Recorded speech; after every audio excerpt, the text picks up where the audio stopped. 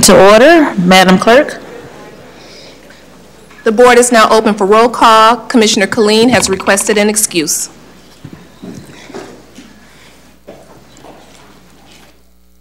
Joel. You have a quorum present. Thank you. Next item, please. Pledge of allegiance to the flag of the United States of America. All rise for the pledge. I pledge allegiance to the flag of the United States of America and to the republic for which it stands, one nation, under God, indivisible, with liberty and justice for all. Thank you so much. Next item. Invocation. I'd like to bring forward Commissioner Webb for the purposes of our introduction of our invocator for this morning.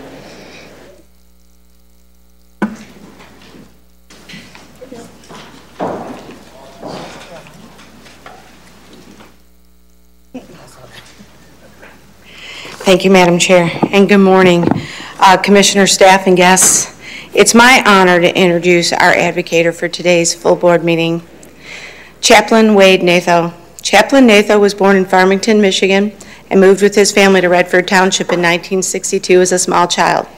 He attended Redford Union schools and graduated from Redford Union in 1977. He went on to attend Schoolcraft Community College, and in his first year decided that he wanted to serve a greater purpose in the world. So he joined the U.S. Navy, where he faithfully served our country for 5.5 years from 1978 to 1983. In both his official title as a storekeeper second class and his unofficial role as a counselor, mentor to many of his peers that came from broken homes and troubled pasts. As a child from a solid, loving family of modest means and strong faith, Wade was the friend that his shipmates looked to for comfort, healing, and direction as he worked to repair broken souls, build up self-worth, stop substance abuse, keep them out of trouble, and from going AWOL. He was often referred to as Dad by young men his own age, many of which did not know their fathers. While still in the Navy, Wade returned to school at Los Angeles Community College, and upon his honorable discharge, pursued a profession in warehouse management and logistics. A few years later, he met the love of his life, Donna, and they married on September 9th, 1989, so they will soon be celebrating their 30th wedding anniversary. Their marriage was blessed with 4 children, and since has grown to include 2 son-in-laws and 4 grandkids. All but 2 live in Redford Township, and his son is a Detroit police officer. While his personal and professional life were both full and blessed, his calling to serve God and his fellow man in the time of need never faded. He joined a church formerly known as the Restoration Christian Fellowship in Detroit and Farmington Hills, where he served for 25 years as a member, leader, and the head of their security. It didn't take long for his pastor and congregation to discover his gift for bringing the Lord into lives of those suffering through the most devastating and trying of times, as he was often asked to minister those in hospice care and their families, or to parents that lost children. His ability to heal suffering souls through the Lord's teachings and continue to became more and more prominent role in his life. In 2012, Chaplain Nathan was officially ordained through the International Fellowship of Chaplains, and then through the Warrior Family Ministries, a nonprofit that serves our heroes, veterans, law enforcement, fire and rescue, EMT, 9/11 operators, first responders, and their families. Chaplain Natho currently holds the title of Brigadier General, one of only 2 national leaders in this organization. In this capacity, he serves as a chaplain to chaplains. His ministries have taken him across the country to serve victims and their families that were sufferers of natural disasters such as hurricanes and tragic incidences involving gun violence such as mass shootings. In recent years, he is all too often called to comfort families who've lost loved ones, often children, to suicide or opioid overdoses. While our fine chaplain Wade Natho is unique as an invocator because rather than managing a congregation in the traditional sense, he serves as one of God's angels of mercy, taking God's love, comfort, and promise to those that suffer tragic and devastating loss wherever they may be. He also serves on the Board of Directors for the Redford Counseling Center, Emmanuel's Garden Youth Home, is a member of the Redford Ministerial Alliance, and is the much loved and appreciated chaplain of the Redford Police Department and a reserve officer.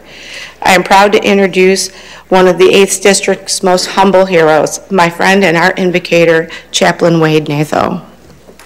Please join me.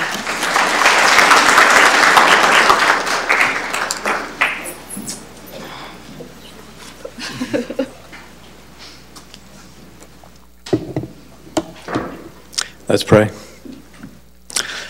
Father God, we are blessed in this country to be able to still serve in mighty ways for you in a public sense that doesn't happen in other countries. So we thank you for that blessing. We thank you for the leaders that are called to run our community here. Lord, your word tells us that it's you that change the times and the seasons. You remove kings and establish kings. It's you that give wisdom to the wise and greater knowledge to those who have understanding. It is you that reveals the profound and hidden things. It is you that knows where the darkness is and the light dwells with you. So, Father, we just ask your blessing in your heart, your rule and reign to be alive and well in this place. We ask your protection upon the people that serve here, that you guide them through this day. In Jesus' name, amen.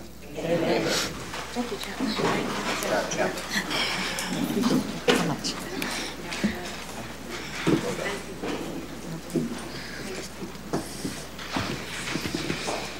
Thank you, Chaplain. We appreciate that prayer. Next item. Reading, correcting, and approval of the journal. Vice Chair Pro Tem Ware. Move approval. Support. Moved and supported. Any discussion? Hearing none, please vote.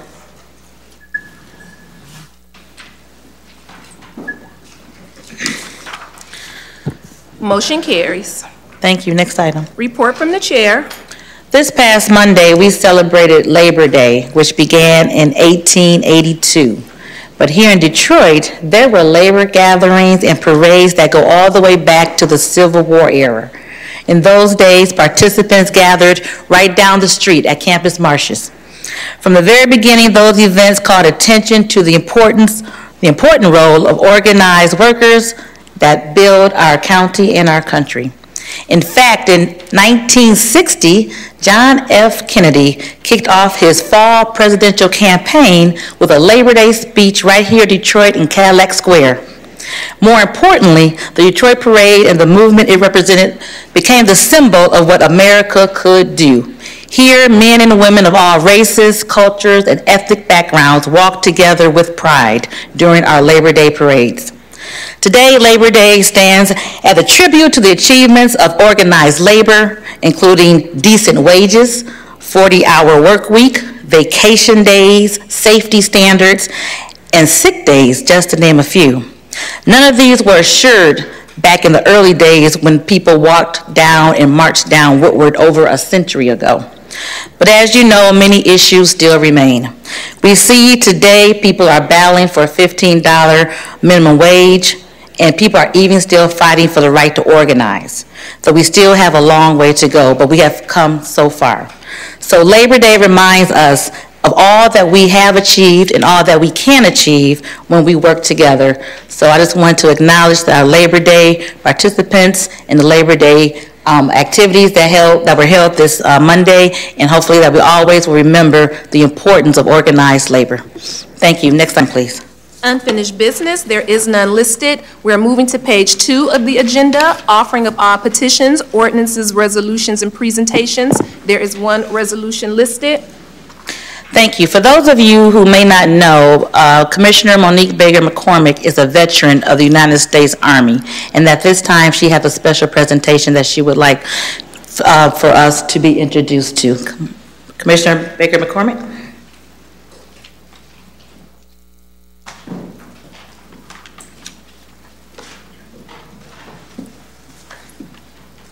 Good morning. Good morning. Thank you, Madam Chair, and to all of my colleagues and guests. I am here today to introduce a resolution in support of hidden heroes. In a series of wars and conflicts in which our nation has engaged over the years since World War II has resulted in 5.5 million military veteran caregivers who are parents, spouses, siblings, friends, caring for those wounded, ill, or injured who have served our nation. And so we thought it would be fitting to be one of 135 communities nationwide to be committed to identifying military caregivers and increasing awareness and support. You know, as a veteran, I am proud to have served my country, and so I know firsthand the needs of military caregivers and the essential role that they play in caring for injured and wounded service members and veterans. And in fact, I have a hidden hero here today, Stephanie Hall. Can you stand, please? In the back there. She is one of those hidden heroes, and we'll hear from her under the public comments. And so we are introducing a resolution that I hope my colleagues will support, and we have a short video to tell the story. Thank you.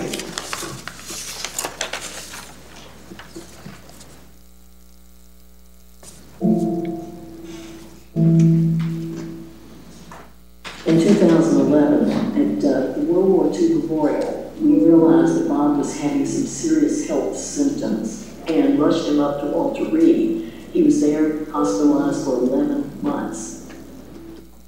All around us, there were wounded, ill, injured warriors. Their caregivers were young spouses, the mothers, the dads, the siblings as well. Over those 11 months, we got to know many of them very well. And they were scared. They were really worried. What's going to happen when we leave the hospital? When we're back home, we're alone. They realized they were not trained as caregivers. They are not supported. I have been given a mission. You know, you've seen it, go do something about it. Wake up America. Our nation's leaders must stand with America's military caregivers. Thank you. I realized we needed evidence-based research, and so I commissioned the RAND Corporation. They did a 2-year study and told us there are 5.5 million military and veteran caregivers, providing about $14 billion a year as an unpaid workforce. My father got severely injured in Afghanistan. I was just learning how to take care of myself. Now I'm responsible for a grown adult. On the days where my husband's having seizures, I'm of course hands-on. I have to administer medication when he's unconscious. I'm a driver, I'm a cook, I am the bill payer, all of those things, and I'm a mom. I'm a mom and John's wife. As a caregiver, you feel like you are literally carrying a 210-pound man through the days emotionally. Being in a room with caregivers reminds me of how they taught you to be relentless in the military. He did his part, and now it's my turn to take over for him. Our research tells us that a strong, well-supported caregiver is the #1 way to contribute to the health and recovery of a veteran. We've built a coalition of 300+ national, local, and regional organizations. We've vastly expanded VA services and support for caregivers. We have more than 150 caregiver fellows representing all the 50 states and Puerto Rico. We make appointments for them on Capitol Hill with their congressmen and senators and their staffs, and they storm the Hill and they tell their story directly. And they're a great help in terms of getting legislation passed. I am one voice among many who need consistent and compassionate help as we carry this heavy responsibility caring for our veterans. We decided to launch the Hidden Heroes campaign to raise awareness of the enormous contributions and challenges of these caregivers. America, these are your hidden heroes. There are millions more. We've recruited 120 cities, and we're still going across the country to mobilize, educate, and build awareness in home communities for caregivers. We've empowered countless caregivers to be a voice for themselves. The Elizabeth Dole Foundation has put a face and a name to those who are caring for our wounded, ill, and injured service members. I know I'm not alone. It's a powerful, powerful thing. The foundation definitely empowered me. I feel like I'm stronger than ever. Kind of like Wonder Woman. Because of the Elizabeth Dole Foundation, when people think of veterans now, many think of caregivers. How deep is the ocean or how high is the sky? That's how proud I am of my wife, Elizabeth. The foundation's legacy will be a shift in culture. An America where caregivers are empowered, they're appreciated, they're listened to. An America where caregivers are really woven into the very fabric of our nation's appreciation for the military. That's what I want the legacy to be.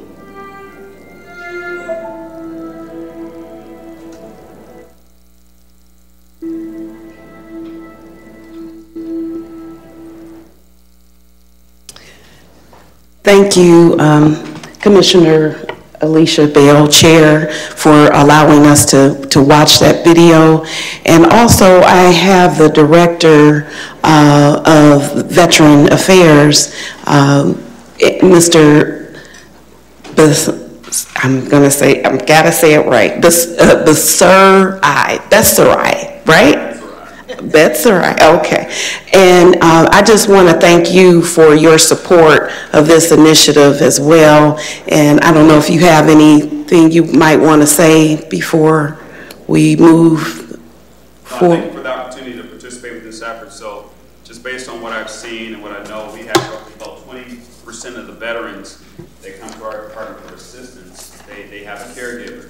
And I think partnering with Basic McCormick in this initiative will help. Can you come to the mic, please? Yes. Let's use my military voice. Okay.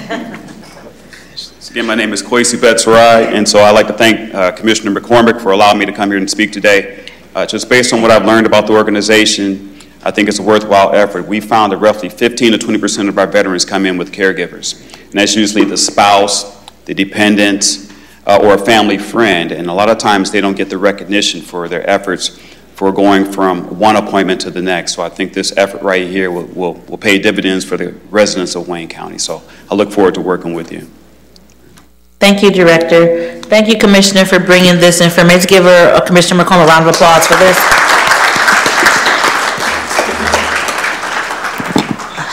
Very informative, and there's 135 communities throughout the country. I'm proud that we will be hopefully 136. So again, thank you, Commissioner, for bringing this to our attention.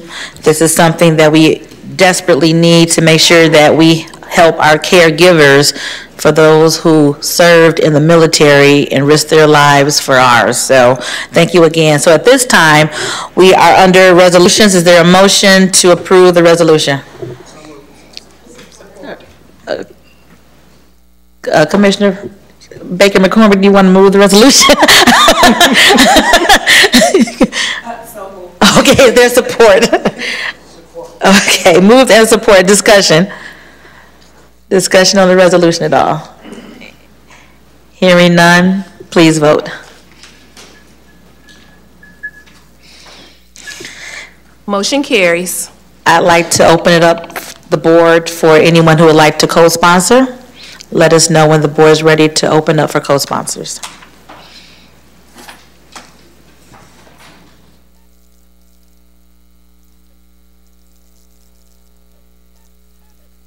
The board is now open for co-sponsors. Okay, if you'd like to co-sponsor, please vote. And then Commissioner Webb while we're voting. Thank you, Madam Chair. I think that we should take a minute and give a good round of applause to Stephanie Hall, who bothered to come down here, and for the great work that she does with this organization. Thank you.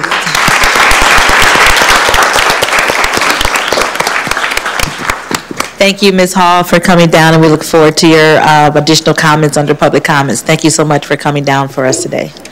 Commissioner Varga.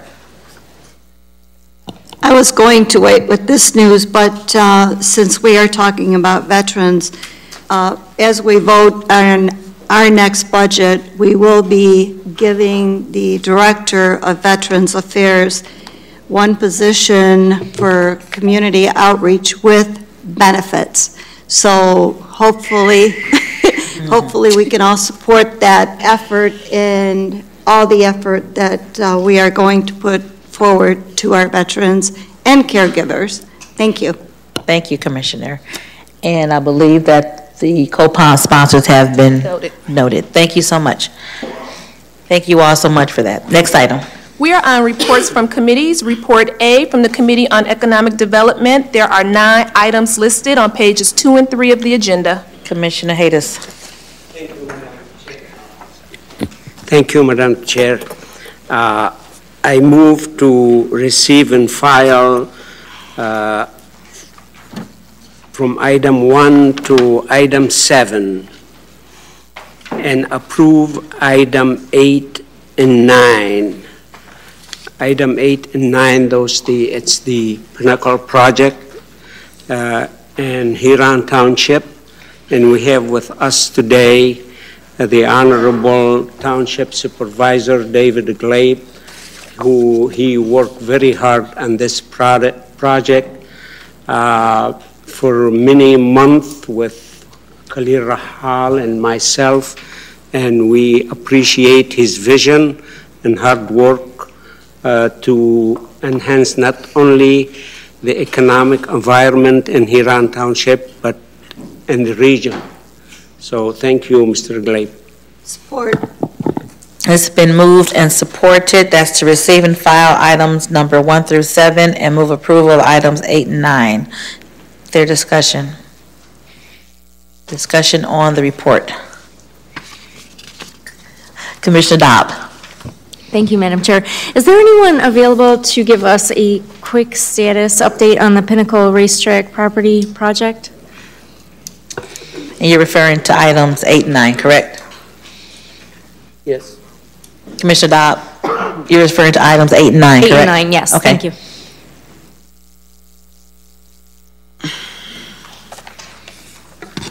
Good morning. Good morning. Khalil Rahal, Assistant County Executive. Just a quick update. Obviously, we're here to request an approval of the exercising of the right of refusal on the property. As you know, in 2008, the county sold the property. We sold it for $1. We took out, we put about $26 million in infrastructure in and around the site, $13 million of which we bonded out for. And there is a brownfield authority on top of the site that's intended to capture the increase in taxes to help us pay down that debt. Unfortunately, till this day, there hasn't been a dime collected on that property. And so the Wayne County Treasurer made a decision to foreclose on the site this year. We took a very similar approach that we did with McLeod Steel to work with the township supervisor and other members of his board to put out a RFP to solicit people to help master plans. And between that site or around that site, the county also owns over 300 acres. And so we looked for a master planned developer to submit proposals. We did put it out on BidNet for about almost 50 days or so. It was sent to over 900 companies. Other regional authorities tried to help spread the word. It was published in Crane's business. We ended up getting 2 offers. And after having well over 12 public hearings on the site, many of which were at the local township level, we have gotten unanimous resolutions from the local LDFA, the Planning Commission, and 2 from the Township Board in support of one of the proposals. And the Township Board went as far as to actually rezone the site for one of the proposals' proposed use, which is a mixed-use development. Because the process took the time that it did, and because we're under strict guidelines with the treasurer to exercise a right of refusal, everybody wants to stop the property from going to auction, and so we're asking this body to approve the right of refusal. And we are currently negotiating with the developers on a purchase and development agreement. I believe that development agreement has already been submitted to your staff, but it just got there, so they need time to review it before we bring that in front of you.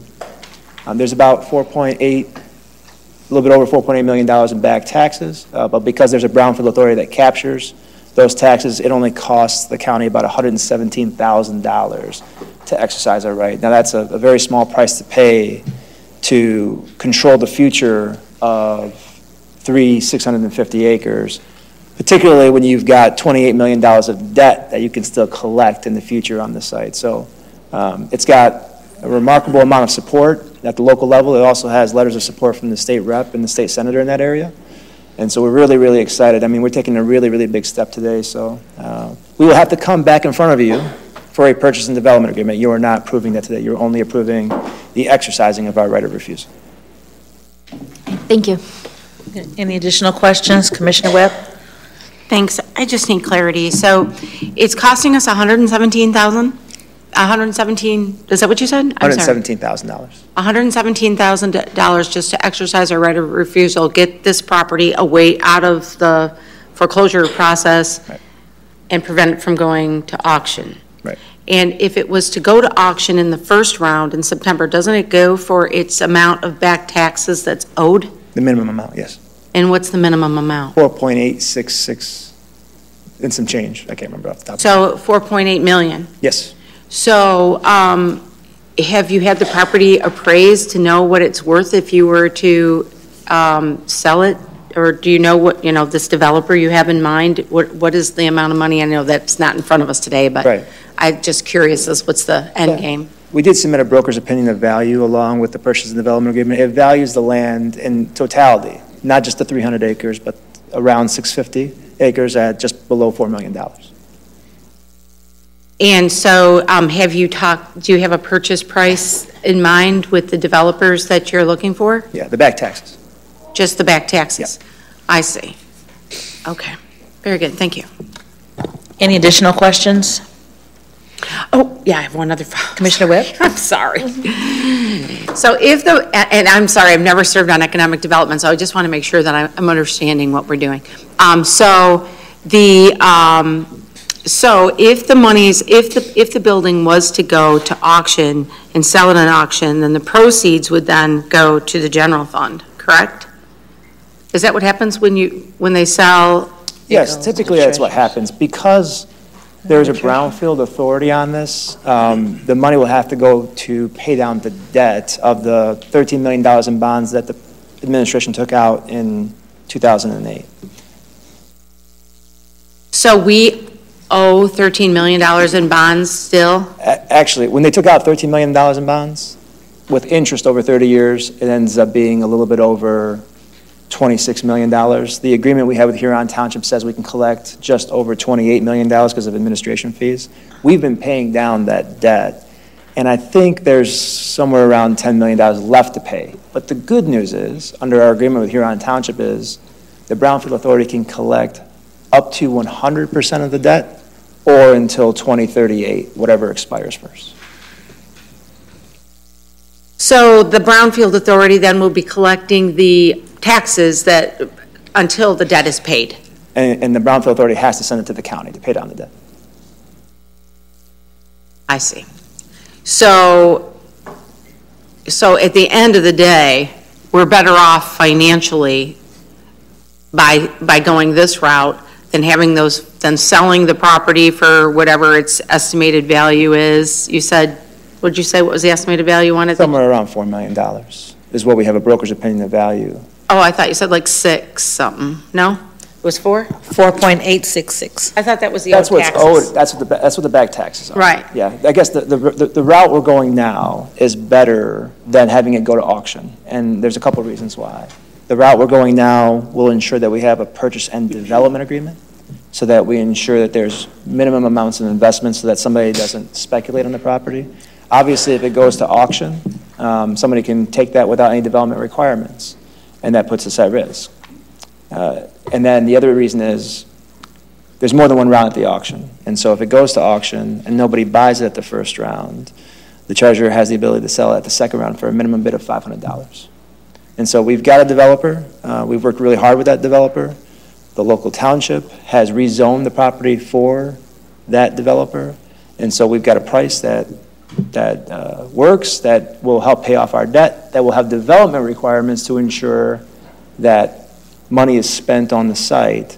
And when money is spent on the site, the local assessors go back out there, they reassess the site, the value of the property goes up.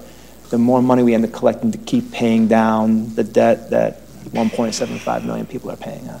So what's the estimated time that the debt will be paid? Do you know? No, that's a good question. What ends up happening is we set minimum requirements, but we don't set maximums, right? And the minimum requirements are to ensure there's no speculation, but they're not intended to penalize people. We find oftentimes people spend more than the minimum, and so there's no way to know how much they're going to spend in the end. I see. Is the local community, do they stand to gain from the increase to their tax base as this development is, once the development happens and it increases the value of this property, do they stand to gain from the building of their tax base? Can we speak here from Supervisor Glad from Van Buren Township? Since you bothered to come, we'd love to hear Thank you for coming out. Because as I read through this packet, I saw pros and cons, but Well, thanks for that question, Commissioner Webb and Madam Chair and Honorable Commissioners. Thank you for the opportunity to speak to you today.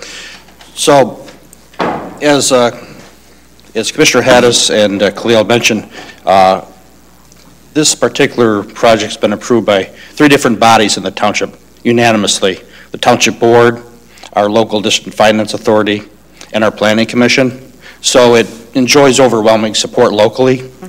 And right now, this property's kind of been a burr under our saddle.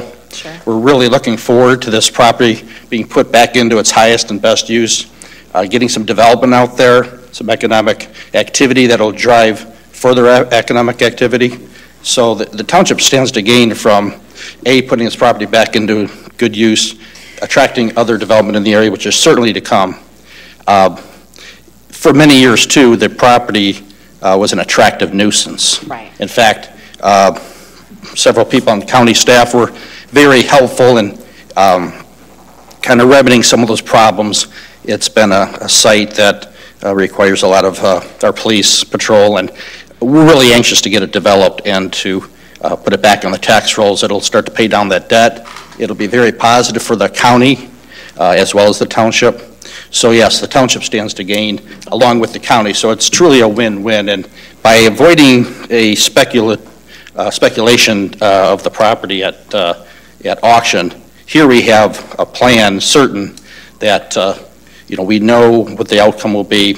We know the minimum investment. We know who the players are. The last thing we want to see is the property sitting vacant from a speculator, not knowing what their intentions are, not having a development agreement with them. So there's a lot of pluses for both the local community here in Township and the county approaching it in this respect. Very good. That's good enough for me. Thank you, Madam Chair. Thank you. Thank you. Any additional questions? Commissioner Baydun. Thank you, Madam Chair. I just have a comment from my perspective, and I believe paying $117,000 to regain control of this property is a no-brainer, and I'm especially excited that the township is on board. This is going to create more taxes for the county and for the township, and developing 650 acres will only enhance the economic vitality of the entire county, not just the township.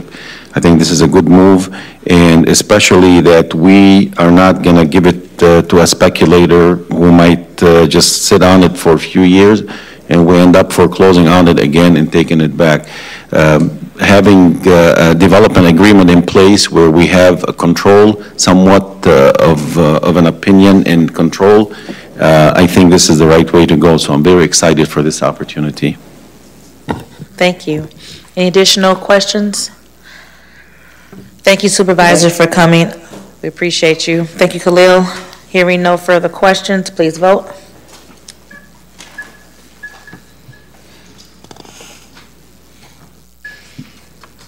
Motion carries. Thank you. Next item. We are on Report B from the Committee on Public Services. There are 14 items listed on pages 3 through 6 of the agenda. Commissioner Marecki. Thank you, Madam Chair. I'd like to move to receive and file items 1 through 6 and move approval for items 7 through 14. There's support? Support. Moved and supported. Any discussion? Madam Chair, Commissioner Anderson? Yes. Item number 11. I just wanted to actually, not really a question, but I just wanted to bring attention to the fact that this is the first time the county, I believe, has ever started to get the process of requiring warranties on road construction.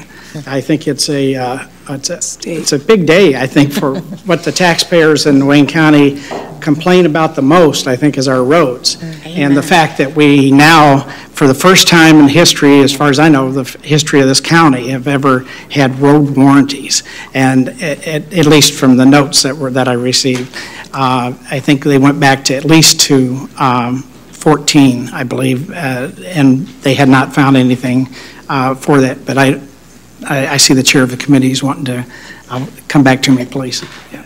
Okay. Let me go to Commissioner Marecki and then Commissioner Baker McCormick. Yeah, this was a state law that was put into effect, and it's for projects that are over $2 million. So it'll be interesting. And we're going to have someone, they're going to hire someone that's actually going to look at this and make sure that we're on top of all this warranty work and look to, see what's going on with it. So. Well, I think it's great that we're going to warranty the projects because, as you stated, the roads are such an issue that we have, and to make sure that they're going to be done, and if they're not done right, they'll be responsible for doing them over is great. Commissioner Anderson? Yes, I just wanted to say I recognize that it was legislative action that requires us to do this, and whichever way we got there, I'm glad that it's finally happening. That's one thing that's been sorely lacking, I think, in Wayne County is requiring, and in other areas around the state, is requiring warranties for the work that they're doing, contractors are doing. Thank you. Thank you. Commissioner Baker McCormick? Thank you, Madam Chair. I would also like to commend the administration on the warranties of our roads, because that's so vitally important. I am still, though, concerned about debris being left behind by contractors that we employ to do the work on the roads. And I just wanted to make sure that there is some type of fine or penalty that is that they're fined, or something happens when they leave debris and litter. For me, it's litter behind, and it just makes our community look bad. And so is there anyone that can talk to that? Director Watts, do you want to take that on? The question was in regards to litter when the construction is completed. Is there a fine or any kind of a penalty for the construction companies that leave litter behind after construction project?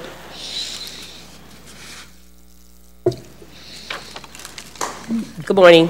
Beverly Watts, Director of DPS. Yes, just as we explained also to the Commissioner and the Committee on the COPS, there is, of course, we have the bond, that's issued in contracts. We have a project supervisor who, from our office, oversees and goes out, and they're assigned certain projects to make sure contractors are doing the best they can, picking up the litter, even when they have to demobilize for any reason, make sure that it's areas where we're able to still mow. Particularly what happened this year on Otter Drive. As you know, we're doing a lengthy project in Otter Drive in the city of Detroit. We had DWSD and Wayne County both doing work at the same time using the same contractor. So while the material was left, it really wasn't for the Wayne County project, it was for DWSD, and we called them and the contractor took care of it.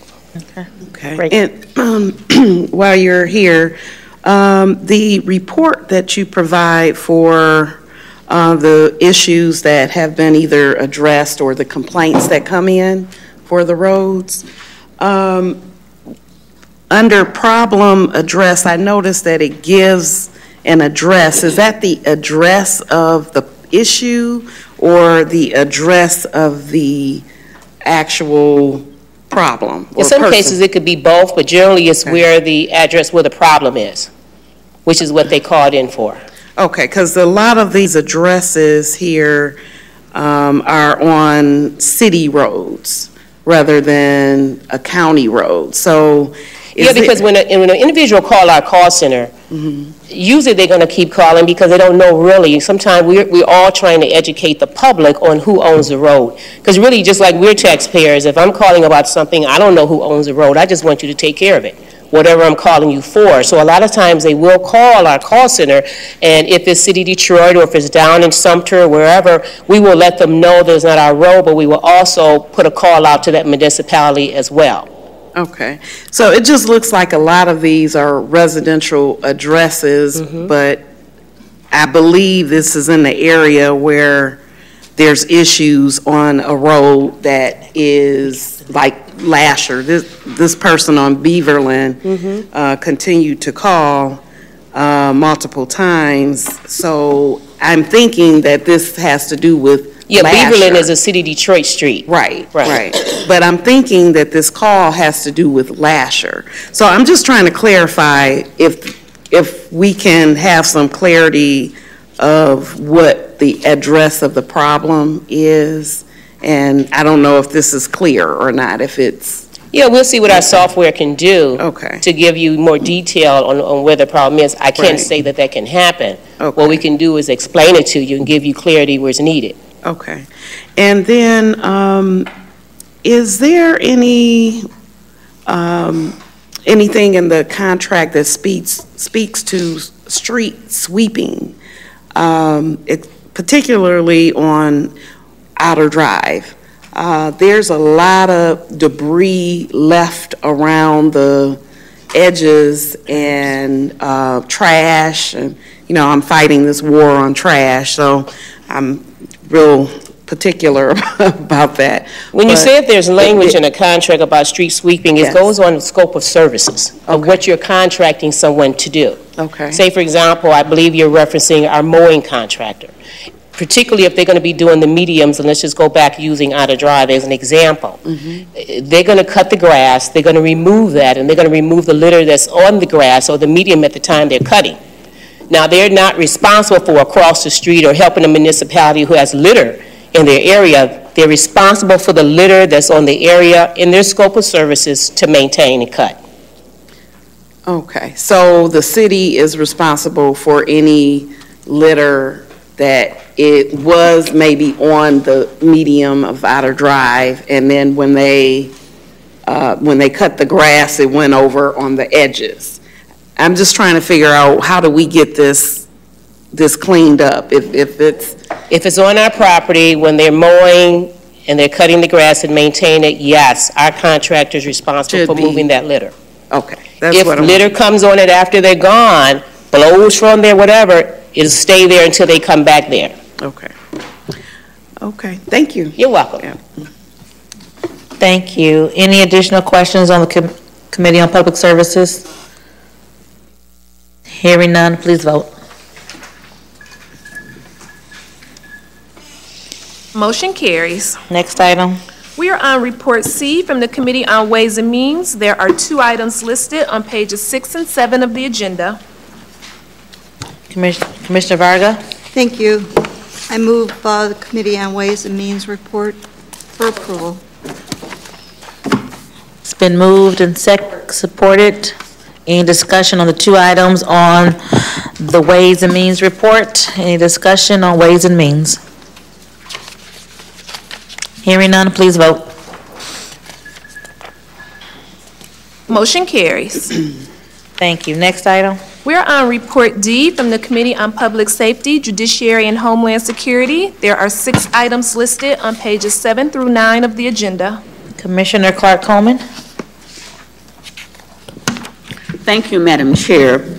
I'd like to move item number 1 for receive and file, item 2 through 6 for approval. Support. Moved and supported. Any discussion on the items for public safety, judiciary, and homeland security? Any discussion? I'm happy to see item number 3, the Thomas Cooley Law School Innocence Project and funds for that. That's very important to citizens here in Wayne County, so I'm happy to see that here. And we still have one more. Coming. Very good. Coming from the Cooley Law School. Very good. Which will be on next week's meeting. agenda. All right. Hearing no discussion, please vote. Motion carries. Thank you. Next item, please. We are on Report E from the Committee on Government Operations. There are 6 items listed on pages 9 through 11 of the agenda. Commissioner Webb? Thank you, Madam Chair. I'd like to move items 1 through 6 from the Committee on Government Operations for approval, please. There's support? Moved and supported. Any discussion? Commissioner Basham? Yeah, thank you, Madam Chair. Item number 2 is a comparable source contract. Item number 3 and 6 are retroactive. And for those reasons, I'll do my consistent thing and I'll be voting no on 2, 3, and 6. Okay, the clerk has that duly noted. 2, 3, and 6. No vote for Commissioner Basham. Duly noted. Thank you. Any further discussion on the Committee on Government Operations? Hearing none, please vote. Motion carries. All right, thank you. Next item, please. We are on page 11 of the agenda, upcoming committee and task force meetings. Okay, please note the meetings for next week as well as September 17th, Committee of the Whole, which will be discussing the budget on September 17th at 10 a.m., Committee of the Whole, but note the other meetings for next week. Next item. Public comments. Do you have any cards? Yes. Okay. John Kochi.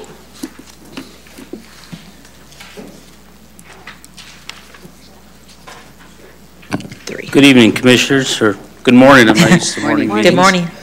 My name is John Gochi. I live in Northville, Michigan. I work in Plymouth, Michigan. I have a real estate office there. I own a business in Wayne, Michigan.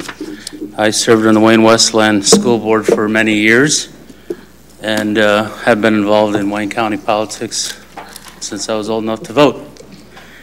I'm here today in support of Tony Rocco and the Art Foundation because this is the kind of partnership that is needed to help create a better connection with Western Wayne County and the rest of the county. I attended the community engagement meeting at the Penn Theater in Plymouth on June 18th. The support for Tony Rocco and the Art Foundation was overwhelming. I've never seen anything like that. There's over 500 people that showed up. You had over 100 kids dancing, chanting in support of this. Overtook downtown Plymouth and the Penn Theater. There was no room in the theater, standing room only.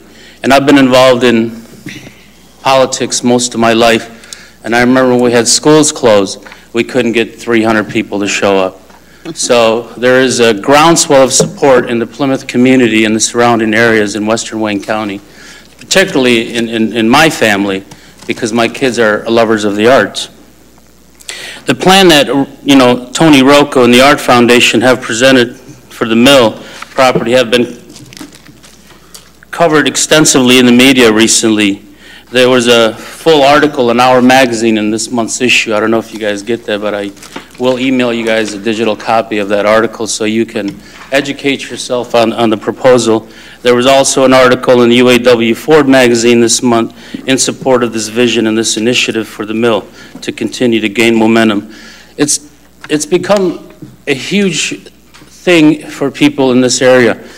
Tony is really gaining a groundswell of momentum on this, not only locally, but regionally. Tony is somebody we should be lifting on our shoulders and asking, what can we do to help you bring this vision to reality?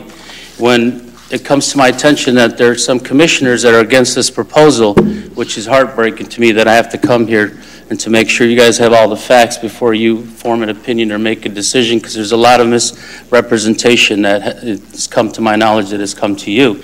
So I'm going to email you the facts the way that has, a better, clear understanding of what's going on with this thing. The one thing in Western Wayne that is very clear right now, is that there is an expectation for something to be done with the Wilcox Mill. So you will have a choice between partnering with the beloved community leader and Tony Rocco, who will transform that space into a community arts center and a new destination on Hines Drive, and who will do so at no cost to the taxpayers of Wayne County. Or you can choose a side with those who want to keep this as a Wayne County property, and this historic property will continue to rot and deteriorate, and you have missed an incredible opportunity. You know, this is a property that people say it's a park.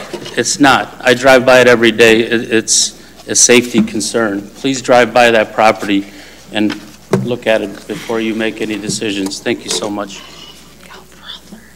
Thank you for coming. Thank you so much. And everyone will have 3 minutes to speak.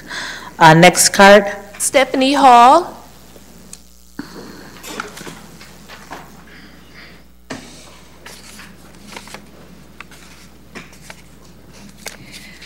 Thank you, Commissioner McCormick, for inviting me to address the council today in the passing of the resolution for Hidden Heroes County.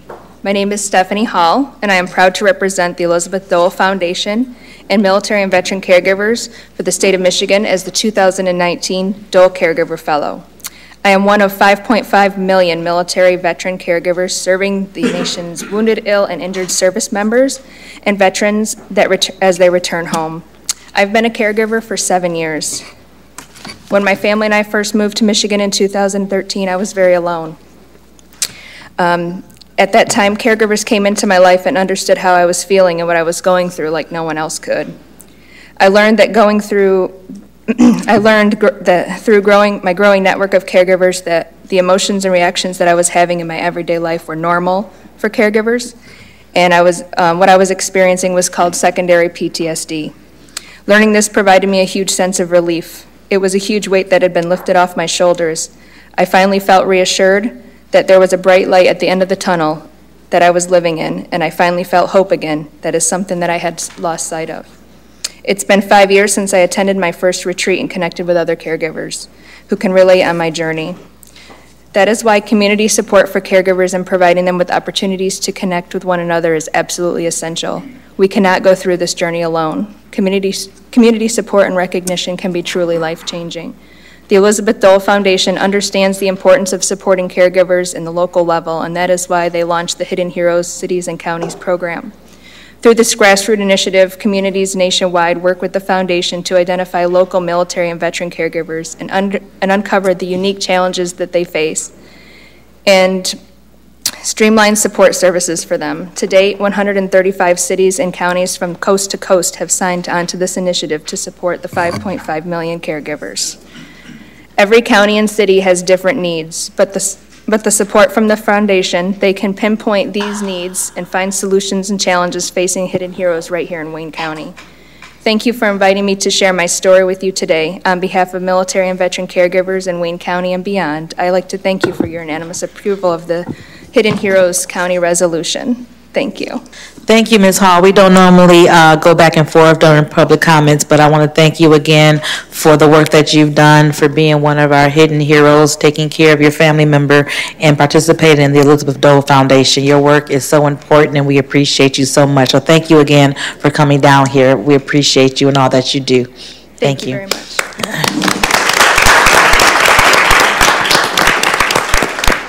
Commissioner Baker McCormick. I just wanted to, that is your husband, right? Oh, we just want to acknowledge her husband. I'm sorry, I didn't get his name. Terrence Hall, I did 22 years in the Army. Yeah. 22 years. Yeah. Well, thank you Thank so you much again. for your service.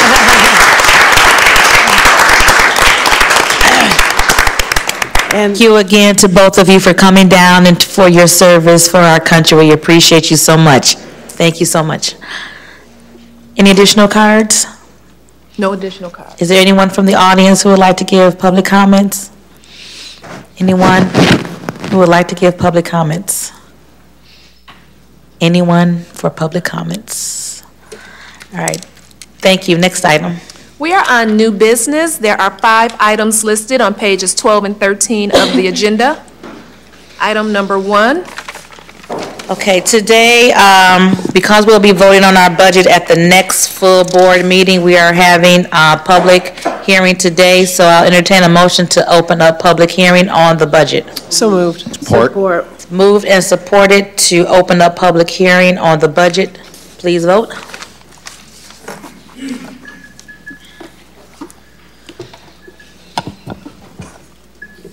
Motion carries. Thank you. Any public comments for the 2019-2020 budget, which will be before us on our next full board meeting?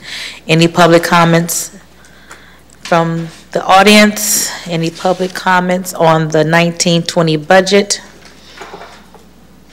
Any comments? Sorry, am I hearing something? Hearing no comments, I entertain a motion to close the public hearing. Move to close the public hearing. Moved and support to close the public hearing on the budget. Please vote.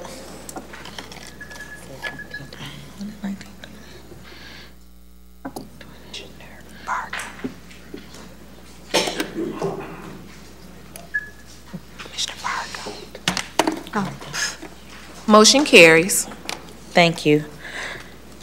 Next items 2 through 5 are roads contracts. Correspondence went out, I believe, on Tuesday about these items being on the agenda. There are several roads contracts on the agenda that didn't make the COPS meeting. Commissioner Marecki was informed, and I understand they were discussed at the committee meeting. So they didn't make it to the committee meeting, but they're here for discussion and approval or not to approve today. Is there anyone who would like to speak to these in general? Items 2 through 5. Good morning, Michael Van Antwerp, Director of Engineering, DPS. These projects are projects we're trying to get either started this year or finished early next year, and having them considered by this body today will help expedite these projects getting started. If you'd like me to speak individually about them, I could do that. Are there any particular questions about any of the items particularly?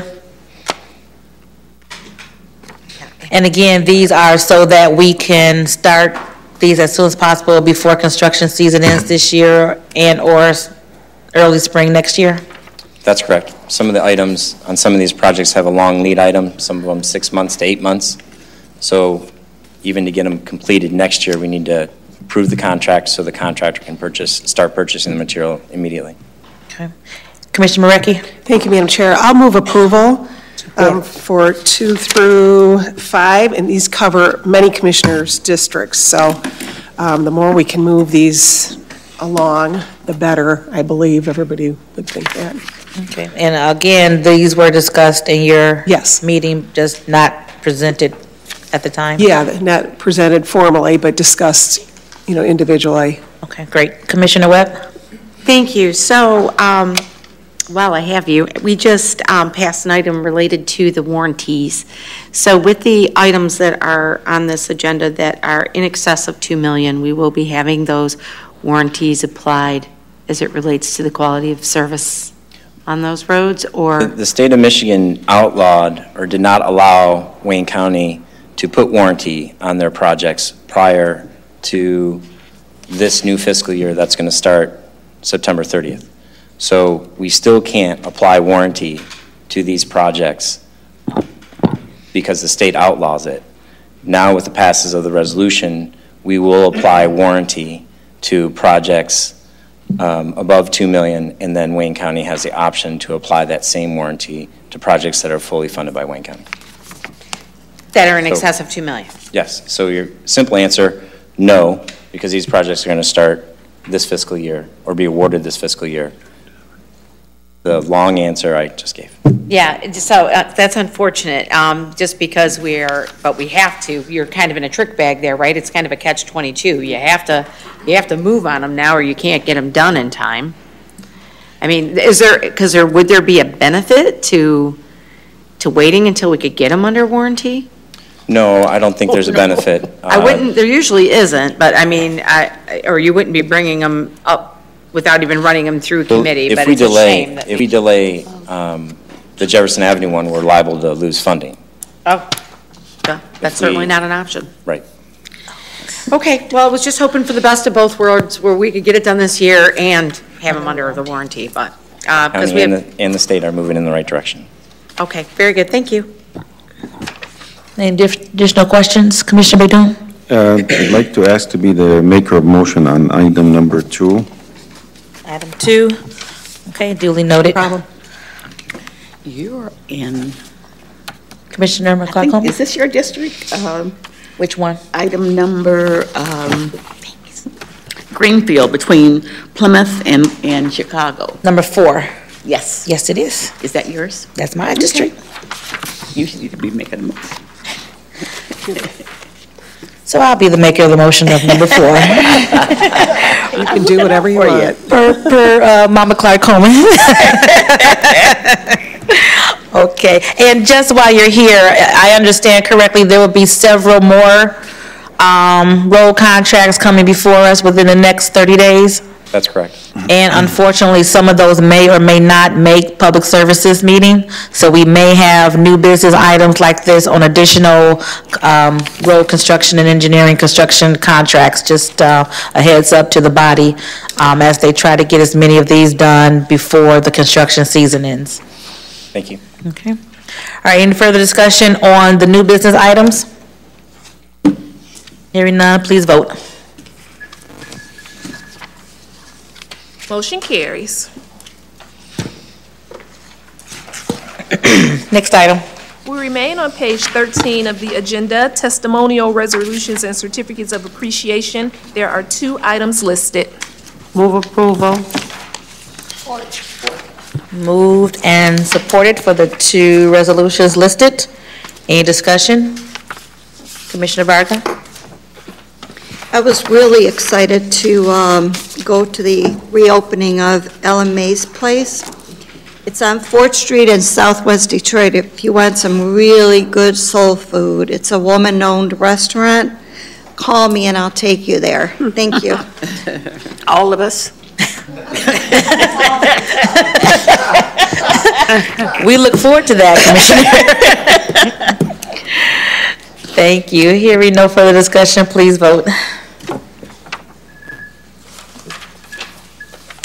Motion carries. Next item. We are on page 14 of the agenda, memoriams. There are 2 names listed. 2 names listed in it's great sorrow that I also informed this body that Brian Morrow with the prosecutor office passed yesterday.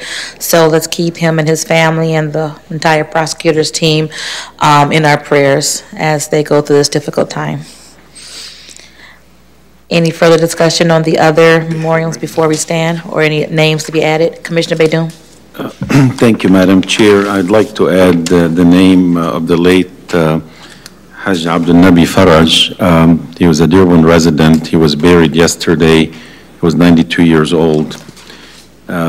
He truly was a great family man, and he was one of those immigrants who came to this great country for a purpose, to pursue a better life for him and his family. He immigrated from Lebanon in the late 1960s, and he worked at Rick's Meat Market in Southwest Detroit for many years, and he later became the owner of that successful business. He was one of the founding members of our Vintage Bale Cultural Center. Mr. Faraj was a father figure for many of us from our beloved city of Vintage Bale. We extend our sincere condolences to the Faraj family and to the entire Dearborn community. Thank you, Madam Chair. Thank you. Commissioner Anderson. Thank you, Madam Chair. I wanted to add the name of Adam Apfelblatt. I'm not sure how many might have known him. He and his wife, Amanda, actually lived in Bloomfield, West Bloomfield. But they had chiropractic offices scattered all around western Wayne County and also in Waterford. He died suddenly over the weekend. They were on vacation in Spain at the young age of 44 years old. And it was just a shock to everyone. He was a picture of health. I'd met him a number of times. I knew his wife a little better, but it was just very sad, the outpouring of support for his family was just amazing. But anyway, his name is Adam Affelblatt, A-F-E-L-B-L-A-D-T, and appreciate that. Thank you, Commissioner. Any additional names to be added? Commissioner Webb. I don't have an additional name to add, but I just want to say that I'm so sorry to hear about Brian Morrow. I did not hear that.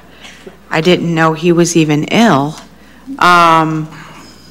He was just a phenomenal human being. He worked with the teen courts and used peer-to-peer counseling to get kids off of drugs and do a lot of prevention work through the prosecutor's office. If you recall, several years ago, and when I was the chair of the Youth Services Committee back then, we had huge numbers of kids going into the detention facilities. And so many of those residential cases were staved off by the work of Brian and his teen court. And he also made a run for judge, which I supported him and endorsed him along the way. And I just met him.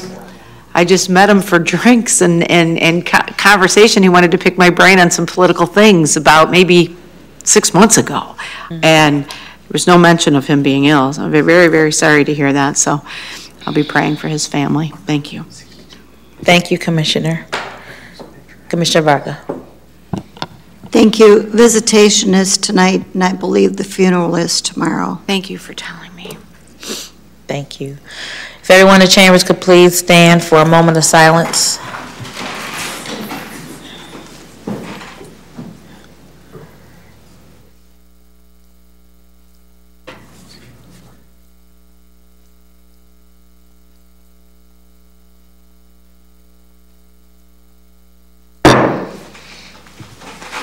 Thank you. Next item, please. Reconsiderations. There are no reconsiderations. Next item. Remarks by members. Any remarks by members? Commissioner Marecki. Thank you, Madam Chair. About 2 months ago in COPS, we had a general presentation on the 10-year strategic road plan, and there was some requests by commissioners that aren't on that committee if we would do that again, so we will be doing that next Tuesday. COPS is at 11, and we'll be doing that probably near the end of the meeting. Okay, great. Okay, and you'll be able to see it on the agenda. And that's the roads plan for the 10-year road plan? Yeah, and okay. It's a general overview. Yep. Oh, great. Thank you for that. So if those commissioners who aren't on the committee, please attend that. That'd be great. Commissioner Baker McCormick and Commissioner Basham. Thank you, Madam Chair.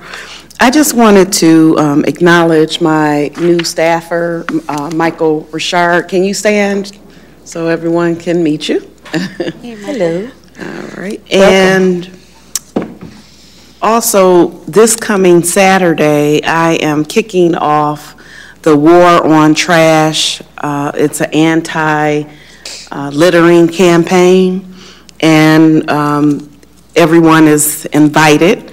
In Detroit, particularly in my district, we have a problem with trash, especially around the freeways and the entries into the neighborhoods. So we will be cleaning, we'll have a cleanup on Friday, and then on Saturday, my office, along with and partnering with the Downtown Partnership, have purchased trash cans to put around the perimeters of the freeway. And the slogan to the War on Trash is, don't stop and drop. Don't stop your car and drop anything out the freeway. So we're also partnering with the Detroit Public School Community District to get that initiative out to students. So that they will grow up with a different mindset about littering. So that's this coming Saturday, and all are welcome to participate. Thank you. And if it's okay, Commissioner, can I invite other commissioners to pick your brain on how you're doing it and what, not now, but at any point, that please see Commissioner McCormick, because it's a great idea, and I may be stealing that as well. Okay. So, thank you. And it would be great to move it, you know, throughout the county. Absolutely. And so you may see a resolution coming about that soon. All right. Thank you. Thank you. Commissioner Basham. Thank you, Madam Chair. I actually applaud Commissioner McCormick for her efforts. And to that point, it's been a little while, when I was chairing Public Services, took me a while, met with Mayor Duggan to talk about how the county and the city of Detroit could work together on picking up litter. And basically what I got to cut through the meeting was, that's not our job, that's MDOT, or that's county. So he wanted to talk about Detroit-only stuff, but my point I'm trying to make here is not to put Mayor Duggan down, but we should be working together, locals, county, and state, if we work together and did the approach to the freeways. As a matter of fact, just last week, my sister was here, and we were leaving John Lodge to get on to 75, and the first thing she said, she's from a different state, look at the trash. I don't have to say any more. We spend millions of dollars on Pure Michigan, and the first thing you see when you come across the bridge or when you come to the great city of Detroit or its suburbs is trash. And as a matter of fact, my research said that of all the counties in the state of Michigan, Wayne County has more trash than any other county. Of course, we have a greater population, but still, we can do better, and I applaud your efforts on that. Thank you. One of the things that I'm working on, I've met with 5 police chiefs and the head of Michigan State Police Metro South Post, is there's a law in Michigan called you cannot text and drive. It's a primary offense. And I'm pushing to change. It's actually about education. We had to do it with seat belts. We had to do it with baby seats and booster seats and construction zones, and now we need to do it with texting and driving. We have the technology. You can put them in your ear, and you don't have to hold your phone up like this and drive. You don't have to drive with your knees. You don't have to sit there through a traffic light and answer a call or a text. And so all the police chiefs and Metro South are in agreement that we need to go after texting and driving, and they've all agreed to participate in this extra push to educate folks, i.e. tickets. And it's not just distracting driving, it's texting and driving. So texting and driving is distracted, but specifically for texting and driving. And for example, one little city in my district, Woodhaven, has done 500 tickets in the last year. And so the smaller cities, like, for example, Flat Rock and Rockwood, don't have the resources. So there was it was pointed out to me that was a federal grant that the state didn't even apply for. The state of Michigan never applied for a grant so that we could push public safety in Wayne County. And so I'm going to be meeting with my 2 state senators and a couple of state reps to see if the state can get us some money for grants for those smaller cities. But one of the other things that we can do is Wayne County could have a sheriff work with some of these smaller cities to make our streets safer. And if you don't have the resources, it's no excuse not to do proper enforcement to change the environment, to educate folks about texting and driving. So anybody would like to see me later about what we're doing to make this a bigger effort, I would appreciate it. Thank you. Thank you, Commissioner. Keep us abreast on your conversations with the senators and the congresswomen and men. Thank you. Commissioner Palomar, Commissioner Rep. Thank you, Madam Chair. I also want to thank Commissioner Baker McCormick for the Hidden Heroes resolution that you brought forth.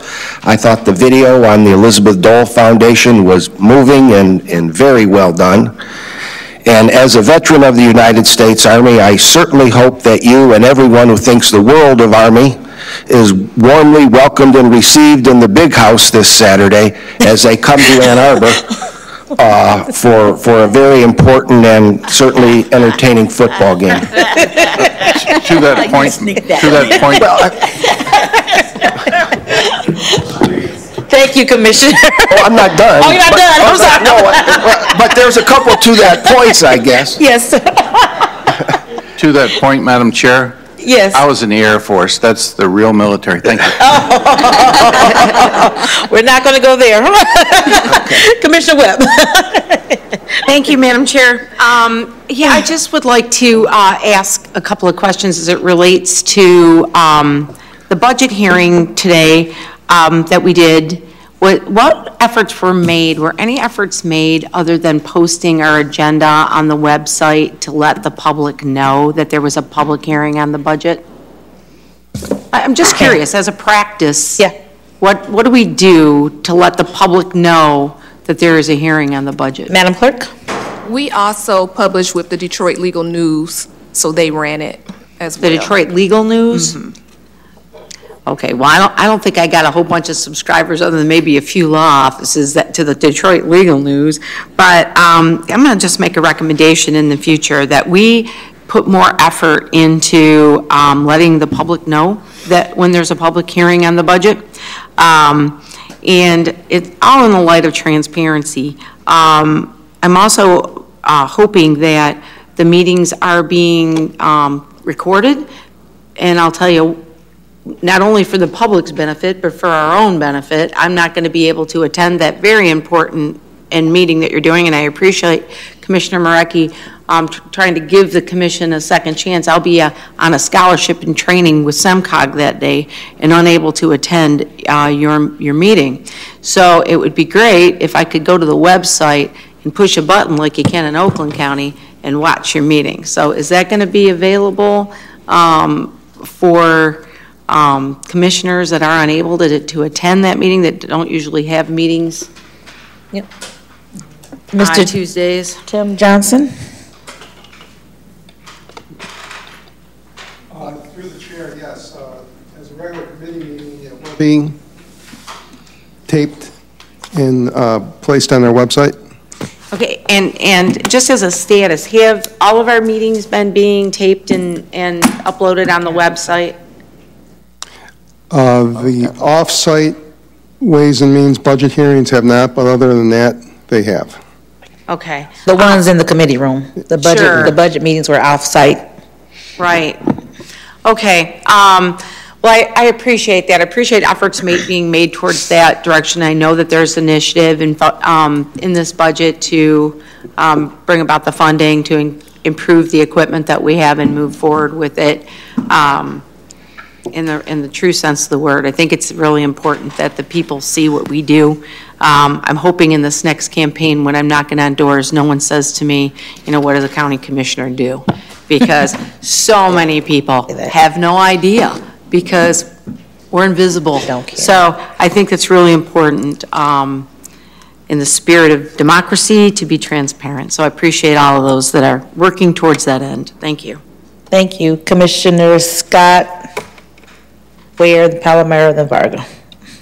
Thank you, Madam Chair. I want to thank you for talking about the Labor Day parades and the unions. The unions have been just so important to so many people. I remember my years at Michigan Bell. There had not been unions, I would not have been able to remain there and do the things. It was not easy because it was so many things that hampered you. The color of your skin made a difference, right. And I see that we're going through some of those things again now, and some of the unions are having problems. But I want to thank them for all that they do. None of us are perfect, but they have done such a great job. I want to thank Commissioner McCormick for bringing the Dole scholarship thing here today. Thank those that came to speak. They're just so important because all of I just had brothers, and they all was in the service in one branch or another. And so we just thank them for all that they do. It's important. Thank you for allowing us to speak. Thank you, Commissioner. Vice Chair Pro Tem Ware. Thank you. I want to let Commissioner Basham know that I guess I've been quietly working on Don't Text and Drive, because on all my correspondence, my newsletters, and my monthly news flash, my email newsletter, at the bottom we have a telephone, and Jim have it in the office, right, Jim? And we request people not to text and drive. I've been doing that like for 2 years now. That's why your name is Jewel. And to my colleague Diane Webb, Diane, I want you to know, if you're here 22 years, 24 years, 26, however many, they're going to still ask what the Wayne County Commission is. Every year. I'm going to do my best to fight that, though. Honestly, every year I mail out a brochure explaining our committees, how we function, our meetings, I mail out the same brochure. Of course, you know I haven't changed pictures, so the same brochure, and I just changed the committees and the special committees, and then on the year that I'm not out, you know, I'm not election year like this year, I'm out working in the community, knocking on doors. They still ask what are our duties and what we do. So I just want you to know you're not alone. Thank you. Thank you. Commissioner Palomero. Thanks, Madam Chair. This is more a matter of personal privilege, if you will, so I'd like to take just a few seconds to tell you about a heartwarming story. There's a 1984 Wyandotte Roosevelt graduate whose name is Lisa Alfano Haggerty. And Lisa has a son named Sam Haggerty, who's named after my father.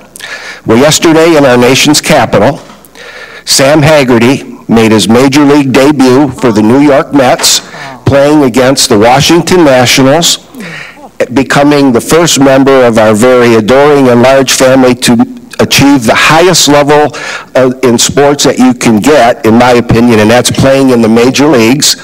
So hats off to Sam Haggerty, who's got some great Wyandotte roots. All right. Congratulations, Vice Chair. What's your name? Palomero. And your great Wyandotte roots. Yeah. Thank you. Commissioner Varga. Thank you. I would like to report that we actually did have 4 viewings on YouTube of the Ways and Means meeting. Oh, very good.